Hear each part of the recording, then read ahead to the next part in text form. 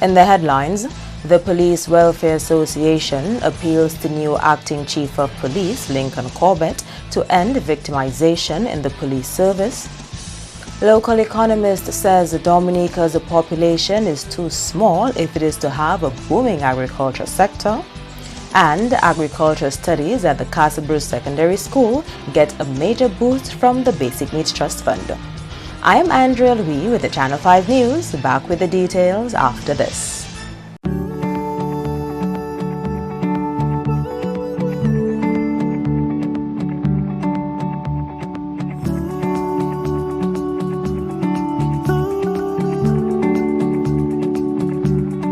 We are strong, we are resilient, and we will get through this together. But these are stressful times, and it's important to also practice good self-care. It's normal to feel overwhelmed, anxious, or afraid, but there is hope. Reach out to someone, connect with your friends, stay in touch with your community, and know that you are not alone. We're in this together. This is a public service announcement from the Dominica Red Cross. Flow helps you stay connected to what matters. Simple plans and a better network mean that you can enjoy 7 days of unlimited social messaging, 3 gigabytes of reliable data to use as you like, 700 local anywhere calls and texts with the always-on prepaid plan, all for $29. Keep your number when you switch to Dominica's most reliable LTE network. Buy wherever you top up. Switch to Flow. It only gets better. Thank you for staying with us. First up, the Police Welfare Association is calling for a workplace free of victimization as it applauds the promotion of Lincoln Corbett. On 1st September, Mr. Corbett was officially given the post of Acting Chief of Police and will serve in that position until 30th September 2021. Mr. Corbett is replacing Daniel Carbon, who is set to be on vacation leave. Chairman of the Police Welfare Association, Jefferson Drago, says the promotion is a good decision on the part of the authorities. The executive and members of the Police Welfare Association would like to extend congratulations to Mr. Lincoln Corbett on being promoted to the rank of Acting Chief of Police. Sir, we salute you and wish you all the best during your tenure in office. Additionally, we would like to commend the government of Dominica for acceding to our recommendation in this instance. The PWA is hopeful that under new leadership, there will be some much-needed change within the police force and the return of several activities which were geared towards building camaraderie among police. As you take up the key leadership position in the police force, the membership would like to see a work environment with no victimization, where there is an elimination of gossip and tale-bearing, and promotion is based on the 13 criteria referred to in the police regulations: qualifications and competence. The membership would like to see the return of the Police Week of activities which have not been celebrated for over 8 years. The Police Unity Band, the Police Juve Band, and the Police Calypso Show. Head of the Criminal Investigation Department, Superintendent Davidson Valerie, will now serve as Acting Deputy Chief of Police. In more top stories, local economist is doubtful of a booming agriculture sector with the country's current population. Julian Morris explains. In the recent past, calls have been resounded for Dominicans to return to the land both for self-sufficient means and to export to the overseas markets. Economist McCarthy Marie, while not opposed to the focus on agriculture, believes the current population limits how successful the industry could be. The first effect is that there's a lack of ideas. Because everybody then has the same idea, because the smaller the number of people around, the more their ideas tend to coalesce around the same thing. So that's one of the reasons everybody keeps saying, get the agriculture going, without even bothering to think, well, how is it to get going if there's nobody to get it going?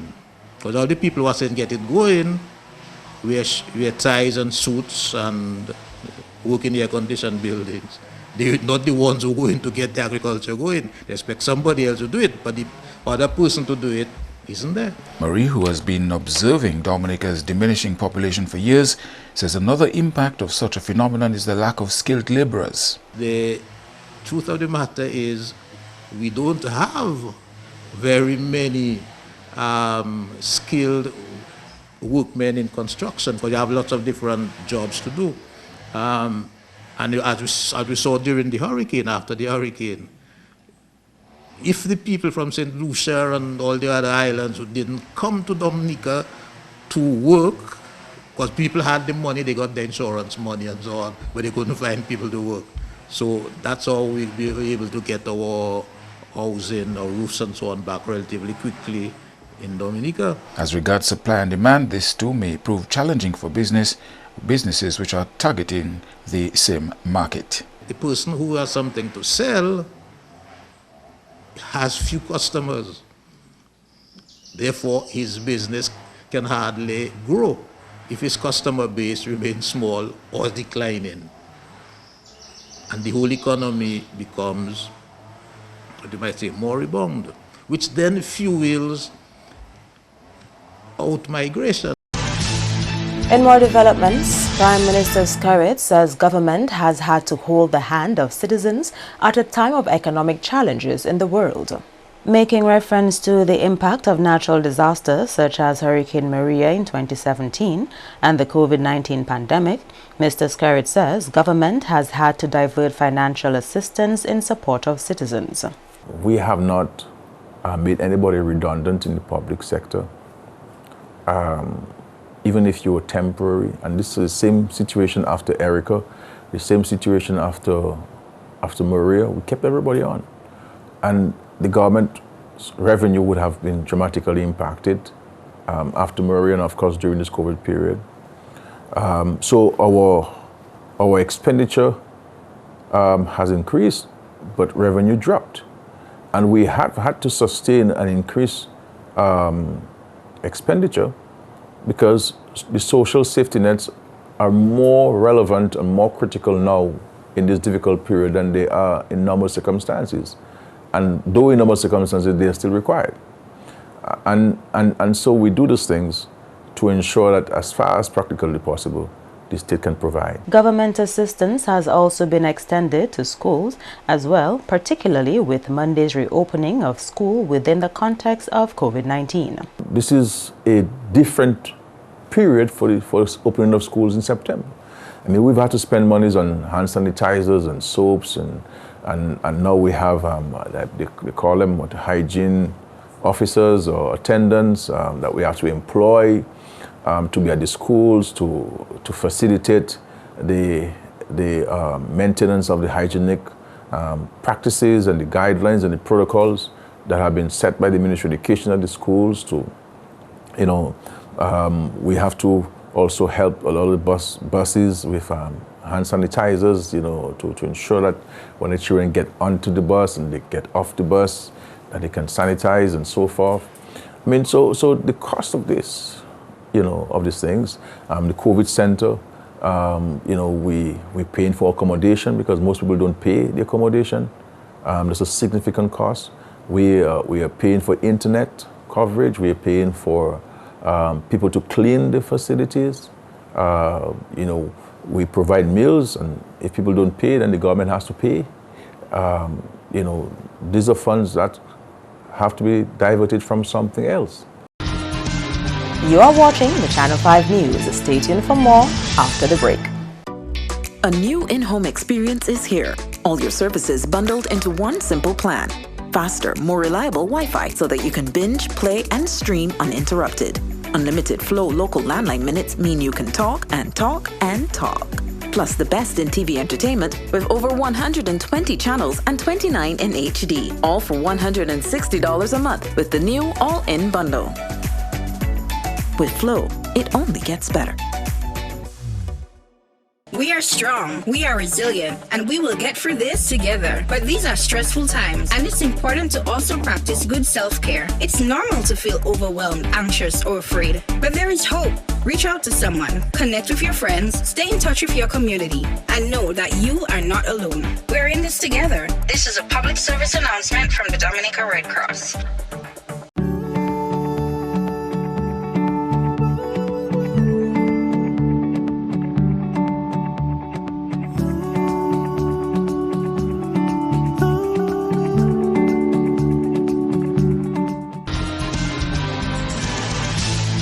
Welcome back. Government has included in the 2020-2021 national budget a number of measures to stimulate job creation and economic activity in light of the COVID-19 pandemic. One such initiative is the Dominica Entrepreneurship Visa Program, meant to attract investment and capital to new and existing local businesses. Under the program, foreign investors who start a small business or invest in an existing business will be granted resident status.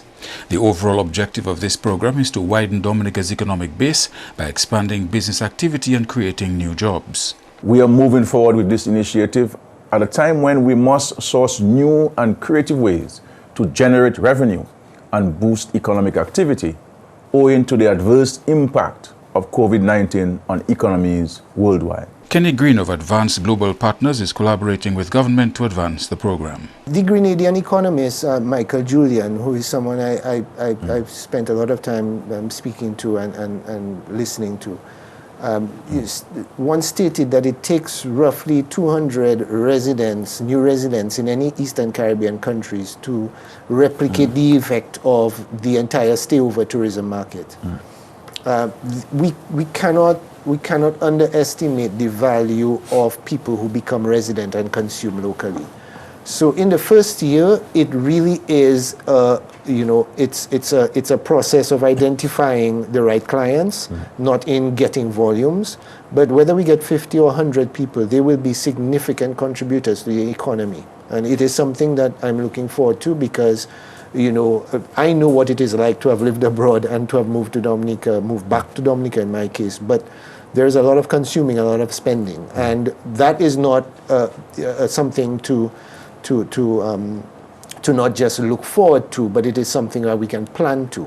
The plan is to ensure the program resonates with potential investors in spite of the current COVID-19 situation. I think it will resonate because the health management of COVID now becomes an identifiable factor for people who are looking at the countries who have the least cases, looking for the countries that offer a good quality life and simply need the connectivity to either their businesses or their families outside of the Caribbean, but are willing to be able to do business as usual whilst they're located here. So yes, it's going to resonate with quite a few people. What they're going to demand or they're going to ask is to understand what infrastructure is there to support them once they arrive here.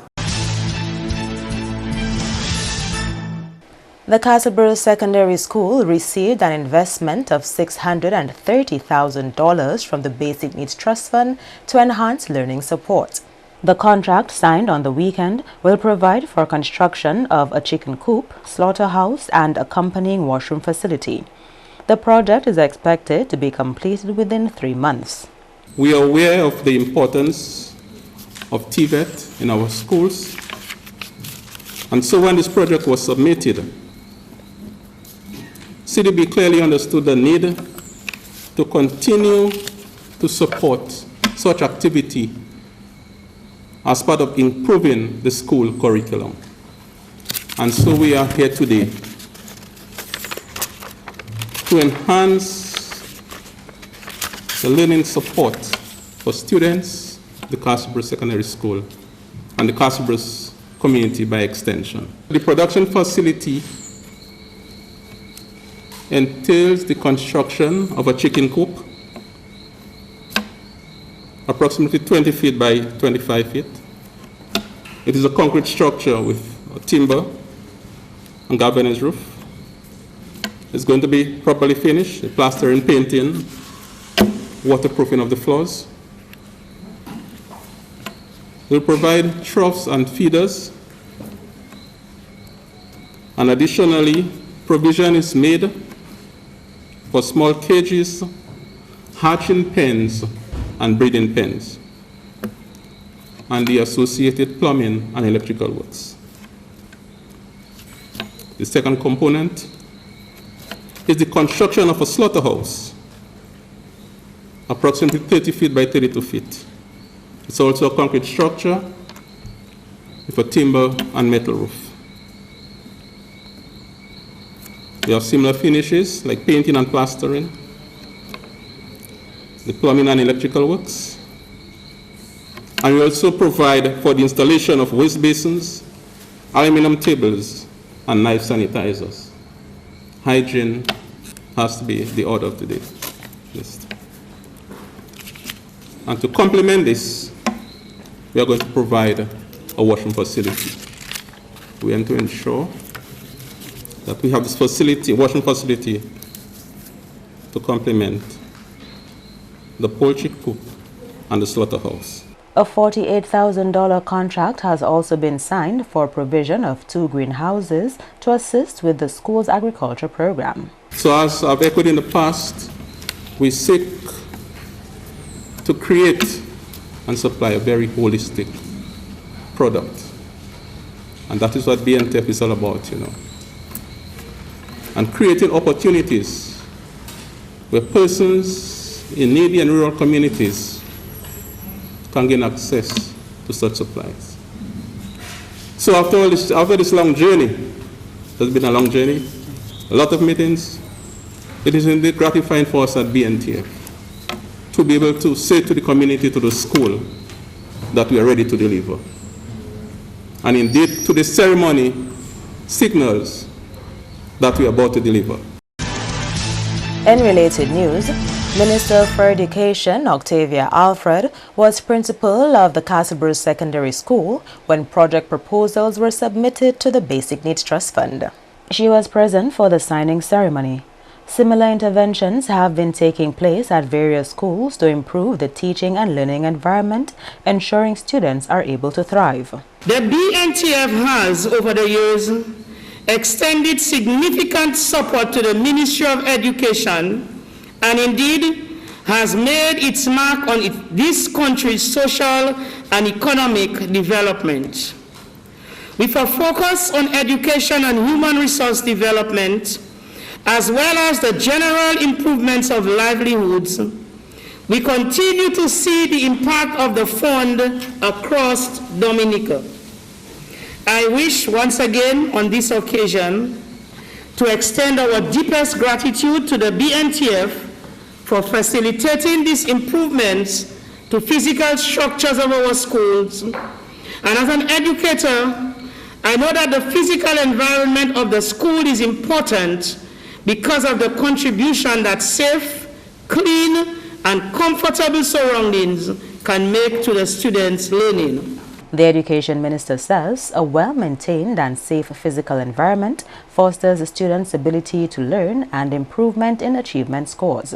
Just recently, we handed over equipment and supplies to the Sansover Primary School amounting to $289,526.69. That was after rehabilitation work at Sansover was done at the cost of $296,950. In the case of the Castlebruce Secondary School, we are happy to note that a well-equipped greenhouse, a chicken coop, and a slaughterhouse will be provided here. The Castlebruce Secondary School offers plant and animal husbandry as part of its agriculture science curriculum, and now they were unable to do practicals due to the damage caused to its chicken coop during the 2017 Hurricane Maria. This package will cost $632,217.90. When we wrote up this project, we thought we were very ambitious. But if you know me, I said, let's take our chances. Our project was approved and Erica came. And we felt that we were losing our project because somebody said to me, when there's a natural disaster in a country, a lot of projects funds may be redirected. So I said, at least give us the greenhouse now. At least the greenhouse. And you know, I had almost forgotten about this project. And then it's like an Easter Sunday, a resurrection happened, and the project came back alive. And so today, I am glad.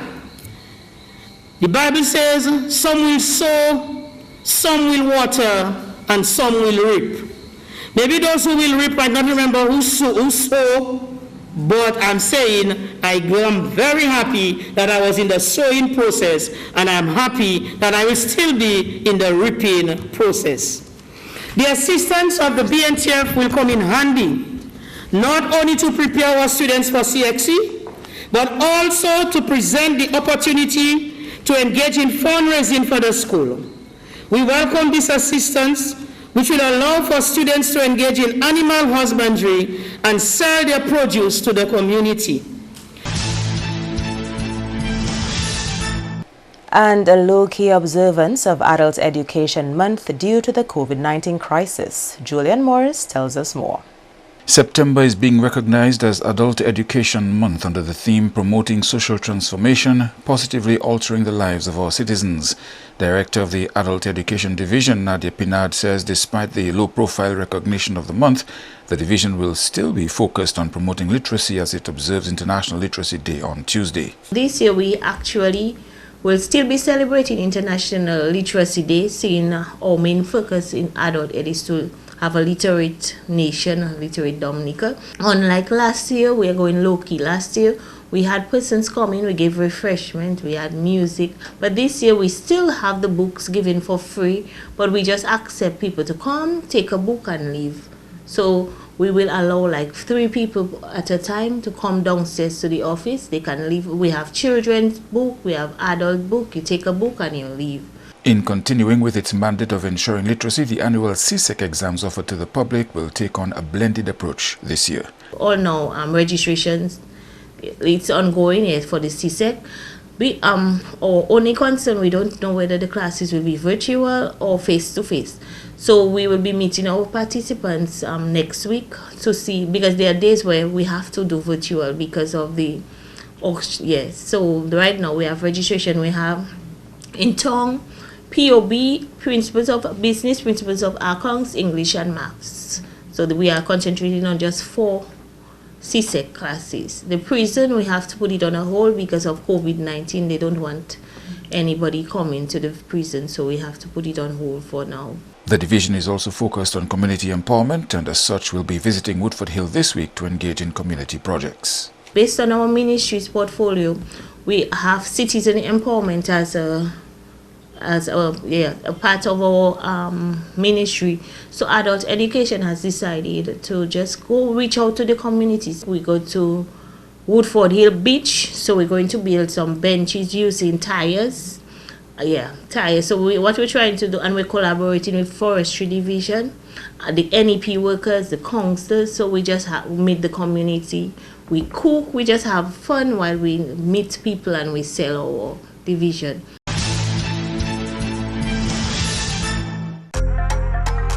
Flow helps you stay connected to what matters. Simple plans and a better network mean that you can enjoy 7 days of unlimited social messaging, 3 gigabytes of reliable data to use as you like, 700 local anywhere calls and texts with the always-on prepaid plan, all for $29. Keep your number when you switch to Dominica's most reliable LTE network.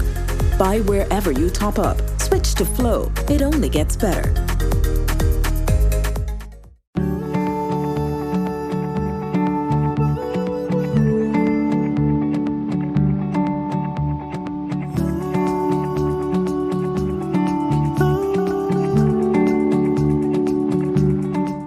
Strong, we are resilient, and we will get through this together. But these are stressful times, and it's important to also practice good self-care. It's normal to feel overwhelmed, anxious, or afraid, but there is hope.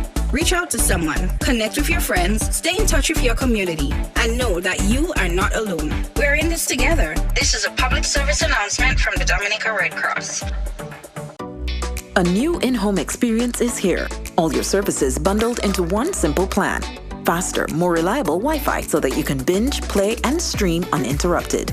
Unlimited Flow local landline minutes mean you can talk and talk and talk.